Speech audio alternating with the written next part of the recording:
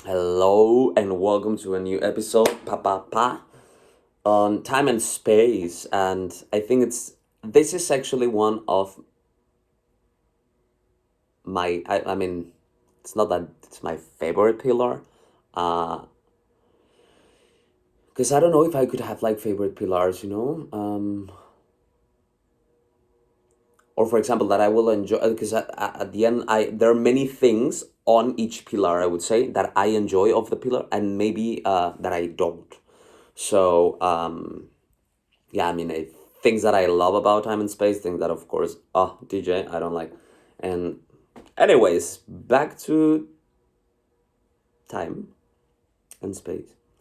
Um, I want to really clarify that I mean space for all of you that are listening for the very first time, or if you're a little bit more familiar with my content and with my life. Space, it's this all space. Like not space like outside of planet Earth like rocket, no, like you are in the space, like this room is a space, like it's a three-dimensional space where we are surfing and existing in substance, in matter, in space. This is space. I love this. And we surf through space entirely, it's so marvelous.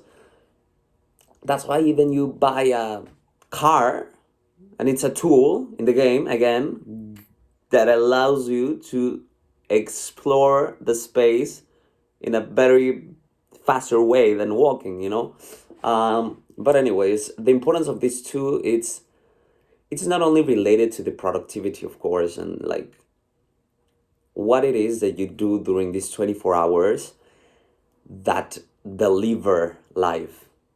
At least I always say that with the 24 hours we do have, there are two things happening, to be honest. And one, it's you accelerating life, yeah, or delaying future.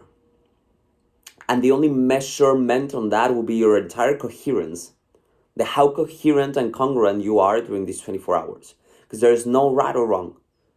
There will You will never be wrong by resting. Example, it's also not always right to rest. Truth. So see how there's no universal law that says that this is good and this is bad. It's always just the conscious behind. It's the why behind, like the reason, like with the intention. Then you will see if actually it is bringing you closer or not. Yeah. So with time and space again, what I found that has served me is to explore my realms into defining literally what I can do the best and at what time, at what place. So it's selecting the playgrounds uh, that you are like interacting with. It's kind of knowing what kind of missions you need to do during that period of time, 24 hours. And we're talking about a very linear and chronological time right now, where you do actually are able to measure, let's say, the advancement during your life. It's something that I also really find very interesting, because I think this chronological time and this like linear time deserves in certain specific moments of life, and it is really nice for you to like to do remember those, the moment you need to kind of like generate something on a truly deadline. Nevertheless, I'm with the idea, and I do believe that the more you raise the time in a linear way, it's like again, like if you truly do not have time at all, your life just begins to be like a sequence of appearances that again are just being guided and directed and calibrated throughout coherence and congruence. So all these appearances, life makes sense, like, but you are creating senses. and there is no time. Life appears. So it's very paradoxically, because once again we use time wanting to be timeless, and it's a surfing mechanism, like,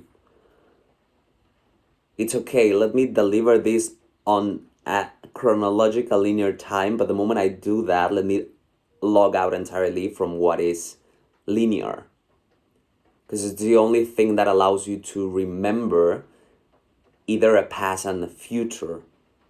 So once again, the moment you're fully in this present time, what you were seeing as a future and appears as a now, and that's a thing.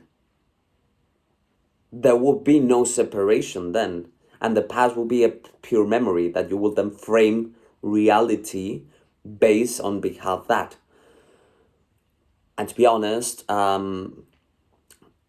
we do potentially carry very nice futures, and some ones maybe don't, and that's why it's so not important again. And some, like, there will be people that they will love their future and their past. There will be people that they will not, and that's why it's important to kind of just, and you will see that it's part of also like the next level of discourse in a really marvelous chapter about the past and the resignification of it, because then you are fully okay with you in the present, like with you right now. There's nothing in the past that you still need to solve. So your attention and what you do with time and space, that it's where you bring yourself, like, to these rooms, to these opportunities, to these realities, that will start to dictate now the future, and that will start to truly curate then experiences, life.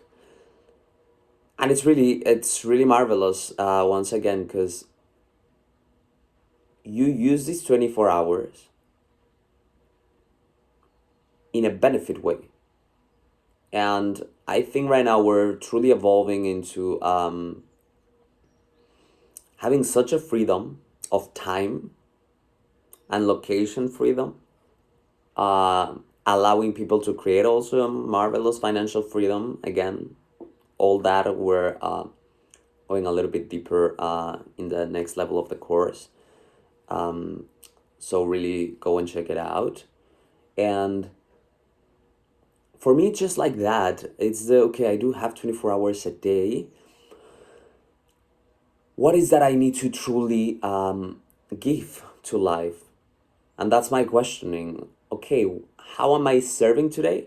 How am I growing today? How am I giving today? How am I loving today? How I am learning today? So then you integrate like periods of like blocks of time, let's say, for fulfilling this.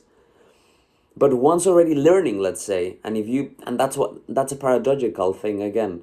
If you set up 30 minutes to learn, but at the end, the moment you go non-linear, you actually read or learned or studied 37 minutes, like, why are you measuring the 30 minutes? Okay, done. Bro, why would you like just limit your experience? Time is limiting. Time is encapsulating. The moment it's just expansive, you truly live and live and live and live and live. And you live in such a presence, because it's like a very, like, very certain unknowingness. You're so certain about your life, and again, that we'll cover with a future creation and curation later on. But as then you're so certain, that doesn't take the fact that it's still unknown. And that's why you interact in space, eliminating time, knowing there's 24 hours, and then you go even so much more back to nature. Your body starts to align a little bit more with the sun cycles, with the moon cycles, with the again, I'm not the biggest like astrology guy that I can tell you which doors, planets, or whatever.